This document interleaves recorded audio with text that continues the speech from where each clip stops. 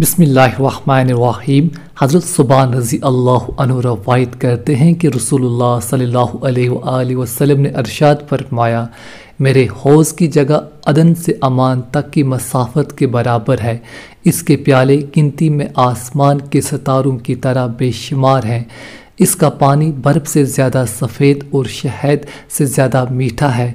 इस हौज़ पर जो लोग सबसे पहले आएंगे वो गरीब व तंगदस्त मुहाजिरीन होंगे।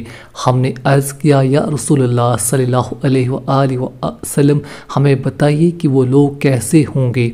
आप सल्लल्लाहु अलैहि वसल्लम ने इरशाद फरमाया, बिखरे बालों वाले, मैले कपड़ों वाले, जो नाज़ व नियामत में रहने वाली औरतों से निकाह नहीं कर सकते, जिनके लिए दरवाज़े नहीं खोले जाते, यानी जिनको खुश आमदीद नहीं कहा जाता, और वो लोग इन तमाम हकूक़ को अदा करते हैं जो इनके ज़िम्मे हैं, जबकि इनके हकूक़ अदा नहीं किए जाते।